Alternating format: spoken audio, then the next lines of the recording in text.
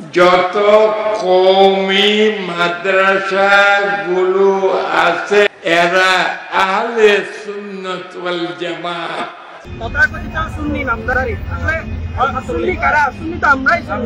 আসসালামু আলাইকুম ওয়া রাহমাতুল্লাহি ওয়া বারাকাতুহু। সম্মানিত দর্শক শ্রোতা, দূরে কাছে দেশে বিদেশে যে যেখান থেকে দেখছেন, সবাইকে জানাই আন্তরিক শুভেচ্ছা এবং অভিনন্দন। আশা করছি সকলেই ভালো আছেন। বন্ধুরা, আমি মাঝে মাঝে আপনাদের সামনে কিছু আলোচনা নিয়ে আসি।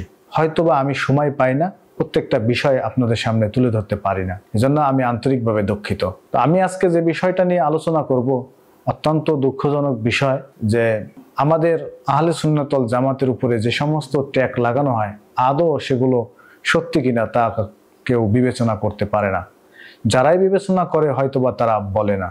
একটা বিষয় তারা বলতেছে যে আমরা যেহেতু আহলে সুন্নাত ওয়াল জামাত, তারা বলতেছে যে প্রকৃতপক্ষেই আমরাই আসল আহলে সুন্নাত ওয়াল জামাত।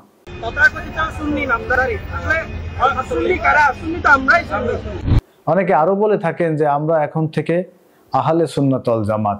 এই বিষয়গুলো কিন্তু অনেকেই দাবি করছেন। যত কওমি মাদ্রাসাগুলো আছে এরা আহলে সুন্নাত ওয়াল জামাত। কে বলছে?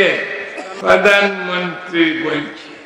আসলে প্রকৃতপক্ষে আমরা 26শে এপ্রিল বলেন, এই গেল শুক্রবারে যেই বিক্ষোভ মিছিল হয়েছে, সেখানে কিন্তু আমরা আহলে সুন্নাত ওয়াল জামাতই অংশগ্রহণ করেছি। পরবর্তীতে এসে যখন সুন্নি আলেমরা শান্তিপ্রিয়ভাবে আন্দোলন করতেছিলেন, তাদের উপর পুলিশের সাথে মিশে অন্য একটি দল তারা আহলে সুন্নাত ওয়াল জামাতের উপরে ঝাঁপিয়ে পড়ে এবং সেখানে বেশ কিছু লোক আহত হয়, তাদের হাত পা এগুলো ফুলে যায়।